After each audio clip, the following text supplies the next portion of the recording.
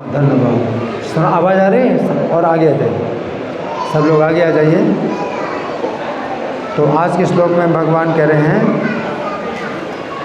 कि अगर ये करने में असमर्थ हो, भगवान कह रहे हैं ये भी करने में असमर्थ हो, तो पहले तो भगवान ने कहा कि मुझ में मन को लगाओ, मुझ में बुद्धि को लगाओ, तो मुझ में ही निवास करोगे। तो एक तो है जो कोई शुद्ध प्रेम में भगवान से जुड़ा है, तो वो जो है अपने मन और बुद्धि को किस में लगाएगा तो किस में ही निवास करेगा, इस भौतिक संसार से वो ऊपर उठ जाएगा। इस संसार में रहते हुए भी वो संसार से ऊपर उठ जाएगा। फिर भगवान कहते हैं कि अगर ये नहीं कर सकते तो फिर अभ्यास करो, अभ्यास करो, कृष्ण भावनामृत का अभ्यास करो। जैसे हम लोग फुल टाइम डिवोटी हैं, यहाँ पर पूरा समय लगे हुए हैं कृष्ण के भजन में और जो है भक्ति में लगे हुए हैं, तो ये करो। फिर 10वें श्लोक में भगवान ने बताया ये भी अगर नहीं कर सकते तो मेरे लिए कार्य करो, यानी अपने घर परिवार में रहते हुए भी अपनी आमदनी का कुछ हिस्सा मंदिर की सेवा में लगाओ या और भी कार्यों से जुड़ो जो बाहर के कार्य होते हैं, तो आप मंदिर के कार्यों में इस प्रकार जुड़ जाओ। अब आज के श्लोक में भगवान कहते हैं अगर ये भी नहीं कर सकते, मंदिर के कार्यों से भी नहीं जुड़ सकते, तो फिर समस्त कर्मों के फल का त्याग करो। तो मैं कुछ पढ़ के सुनाऊंगा। श्री भगवान ने कहा कि व्याख्या है, तो आप लोग बड़े ध्यान से सुने। सुना, यहाँ पर श्री कृष्ण कह रहे हैं कि कुछ लोग श्री कृष्ण के लिए कर्म नहीं कर पाते हैं क्योंकि उनका समाज ही विरोध करता है। आज की शिक्षा में श्री कृष्ण को कोई महत्व नहीं दिया जाता है। यदि कोई श्री कृष्ण के लिए कुछ कर्म करता है तो लोग उसकी हंसी उड़ाते हैं। वे कहते हैं कि श्री कृष्ण के लिए कर्म करने से क्या लाभ होगा। यदि समाज की सेवा करोगे तो समाज में आदर प्राप्त करोगे, परंतु यदि तुम श्री कृष्ण की सेवा करोगे तो श्री कृष्ण तुम्हें क्या दे देंगे। यदि मृत्यु के बाद कोई जीवन होता तो श्री कृष्ण की सेवा करने से हम मना नहीं करते, परंतु मृत्यु के बाद कोई जीवन ही नहीं है। फिर इस जीवन में श्री कृष्ण की सेवा करने से क्या लाभ होगा।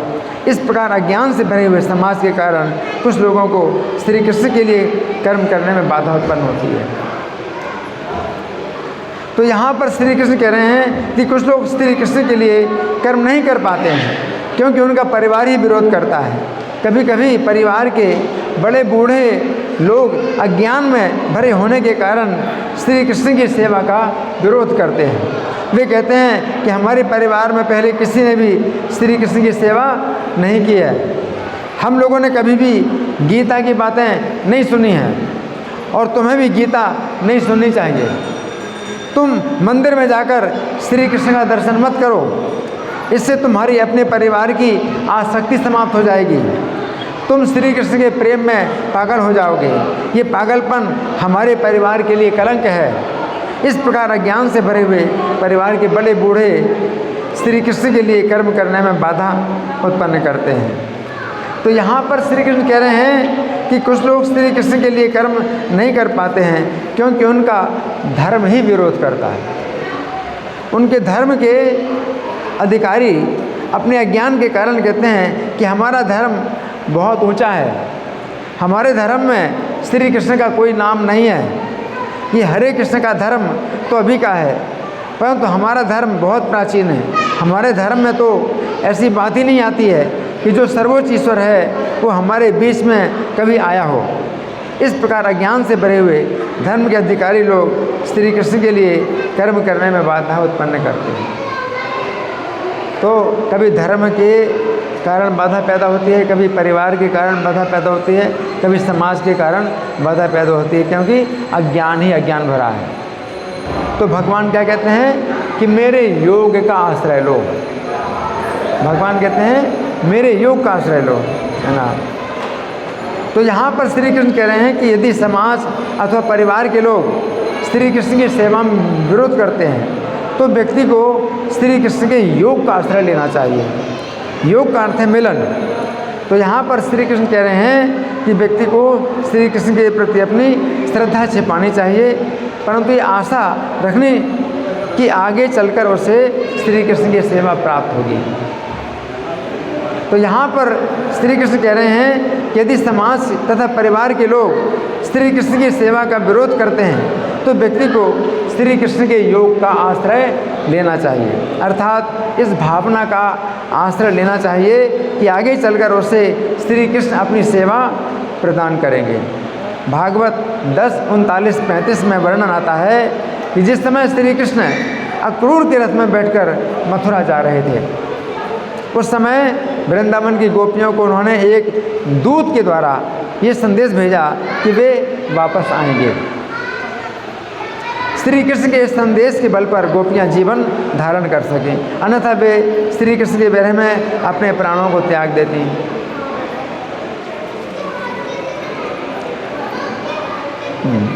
तो गोपियों ने श्री कृष्ण मिलेंगे इस विचार का आश्रय लिया। इसी प्रकार व्यक्ति को श्री कृष्ण के योग का अर्थात इस विचार का आश्रय लेना चाहिए कि उसे आगे चलकर श्री कृष्ण की सेवा प्राप्त होगी और उसे अपनी श्रद्धा की भावना अपने समाज और परिवार से छिपा कर रखनी चाहिए, है ना। तो यहाँ पर भगवान क्या कह रहे हैं कि मेरे योग का आश्रय लो, कि भगवान कभी मिलेंगे। अभी तो हमें कितना बंधन है कि हमारी दूरी है भगवान से, हम बंधे हैं, सब समाज से परिवार से बंधे हैं, लेकिन आशा करनी चाहिए कि भगवान आगे चल करके मिलेंगे। यहाँ पर श्री कृष्ण कह रहे हैं कि यदि व्यक्ति के परिवार और समाज के लोग श्री कृष्ण की सेवा का विरोध करते हैं तो व्यक्ति को श्री कृष्ण के प्रति अपनी श्रद्धा छिपाकर रखनी चाहिए और श्री कृष्ण के योग का आश्रय लेना चाहिए कि आगे चलकर उसे श्री कृष्ण की सेवा करने का अवसर प्राप्त होगा। चैतन्य चरितामृत अंत लीला के अंतर्गत अध्याय संख्या 6 में वर्णन आता है कि जिस समय रघुनाथ दास अपने घर को छोड़कर श्री चैतन्य की सेवा से जुड़ना चाहते थे, उस समय श्री चैतन्य ने उन्हें आदेश दिया कि वे अपनी सेवा की भावना को छिपा कर रखें और ऊपर से अपने समाज में सामान्य व्यक्ति जैसा कार्यरत रहकर दिखाएं कि अपने समाज के अनुसार ही चल रहे हैं।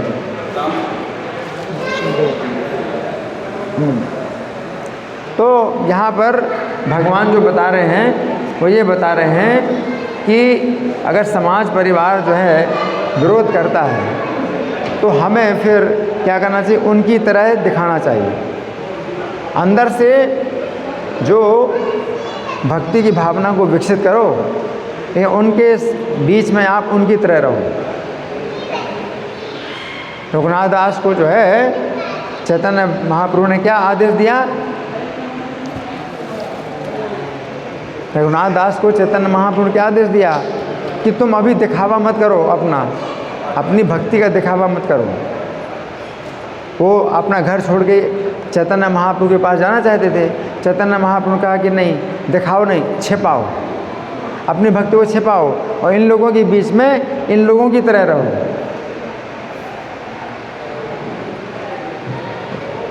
तो यहाँ पर भगवान जो कह रहे हैं कि मद योगम आस्थिता सर्व कर्म फल त्यागम तथा कुरु यथात्मवान। तो अपने कर्मों के फल का त्याग करो, अपने समाज में जो है जो भी आपके कार्य हैं, आपकी जिम्मेदारियां हैं, उनको पूरा करो और इंद्रिय तृप्ति का त्याग करो। केवल इसी भावना से कर्म करो कि एक दिन श्री कृष्ण के भक्तों का हमें संग प्राप्त होगा और जब तक ना प्राप्त हो तब तक आप उसी में बने रहो, भागने की कोशिश मत करो, क्योंकि अभी बंधन है, समाज का बंधन है, परिवार का बंधन है ना। तो रघुनाथ दास ने 1 साल तक ऐसा ही किया। कैसा किया, अपने पिता के साथ बने रहे और उनके व्यापार में अपने जो है अपना पूरा जो है सहयोग देते रहे और सब लोग सोच रहे थे कि रघुनाथ दास जो है अब सुधर गया। 1 साल तक उन्होंने ऐसा किया रघुनाथ दास ने। तो यहाँ पर भगवान ये कह रहे हैं मध्योग का आस्थिता कि भगवान के मिलन का जो है जो भाव है उसका आश्रय लो कि भगवान एक दिन क्या करेंगे, मिलेंगे, है ना। तो ये आपका जो है जीवन का आधार है जैसे गोपियों को भगवान ने कहा कि मैं वापस आऊँगा, तो इसी आधार पर गोपियाँ जीवित रहीं, आश्रय लिया। हाँ, किस भावना का आश्रय लिया कि कृष्ण एक दिन आएंगे, नहीं तो गोपियाँ जिंदा नहीं रहती। तो यहाँ पर मध्य योगम आश्रिता का मतलब है कि मेरे मिलन के जो है आशा में आप अभी ऐसे ही रहो जैसे आप हैं। अभी आपको जो है भगवान नहीं मिल पा रहे हैं और आपकी दूरी बनी हुई है और समाज परिवार के सब बंधन बने हुए हैं, है ना। तो आपको जो है इस भावना का आश्रय लेना चाहिए कि एक दिन श्री कृष्ण अवश्य ही मिलेंगे, है ना। और कर्म के फलों का त्याग करना है, तो कर्म के फलों का त्याग करना है, इसका मतलब है कि अपने कर्म करो अपने वर्ण के अनुसार। ब्राह्मण का जो कर्म होता है तो ब्राह्मण अपना उस कर्म को करे और बिना फल की कामना के, इंद्रिय तृप्ति के इच्छा के बिना कर्म करे, है ना। तो परमेश्वर को अर्पण करने के लिए कर्म करे।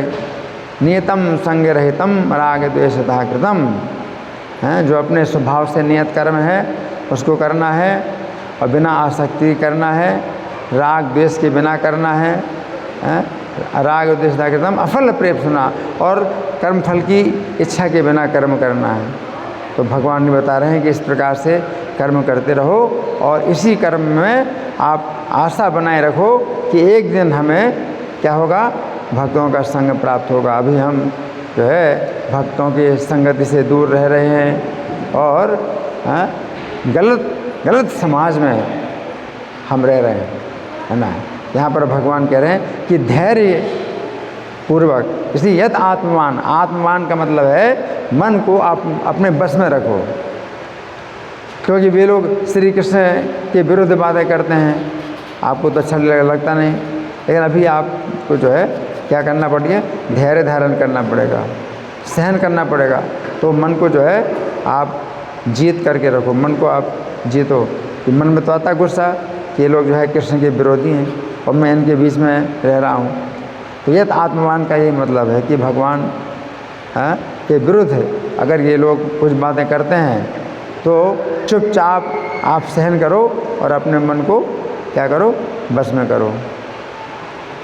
अगर आप गुस्सा होएंगे तो और जीवन में कठिनाइयाँ पैदा हो जाएंगी। इसलिए यत आत्मवान का मतलब है कि मन को आप जो है बस में रख कर के और अपने जो अपने वर्ण के अनुसार, क्षत्रिय वैश्य शूद्र ब्राह्मण जो भी अपना वर्ण है उसके अनुसार कर्म करो और बिना किसी इंद्रिय तृप्ति की कामना के, यानी सात्विक कर्म करो, सत्वगुण में कर्म करना है ना। तो सत्वगुण में कर्म करना तो भगवान ये बता रहे हैं कि ये जो है करो, लेकिन वो जो निराकारवाद है उस सिद्धांत को नहीं ग्रहण करना, उससे अच्छा भगवान ये सब मार्ग बतला रहे हैं। जो अर्जुन ने कहा था कि जो निराकार की उपासना करते हैं तो वो ज़्यादा अच्छे हैं क्या, तो भगवान क्या कह रहे हैं कि उस मार्ग में बहुत क्लेश होगा, इसलिए निराकार की उपासना छोड़ करके आप इन 4 प्रकार के उपाय में से कोई भी उपाय करो। पहला उपाय तो अगर प्रेम है आपको भगवान से तो अपना मन और बुद्धि भगवान में लगाओ तो भगवान में निवास करोगे। अगर प्रेम के धरातल पर आप नहीं हैं तो आप जो है साधना के धरातल पर रहो और साधन भक्ति करो, अभ्यास करो। अगर आप ये नहीं कर सकते तो आप जो है कृष्ण के भक्तों से आप जुड़ करके और उनके भक्तों की सेवा में लग जाओ, तो ये भी जो है बहुत बढ़िया। अगर ये भी नहीं कर सकते, समाज परिवार का विरोध हो रहा है, तो फिर जो है अपने वर्ण के अनुसार कर्म करो, सत्वगुण में रह के कर्म करो और एक दिन आशा करो एक दिन जो है मैं इस बंधन से छूट करके भक्तों की संगति में आऊँगा। तो ये जो है आस्था बना करके आप कर्म करो। तो भगवान जी बता रहे, लेकिन निराकार की उपासना किसी भी हालत में नहीं करना, उसमें क्लेश ही क्लेश है। भगवान के क्लेश अधिकतर तेषाम। धन्यवाद। ग्रंथराज श्रीमद् भगवद गीता की जय, श्रील प्रभुपाद की जय।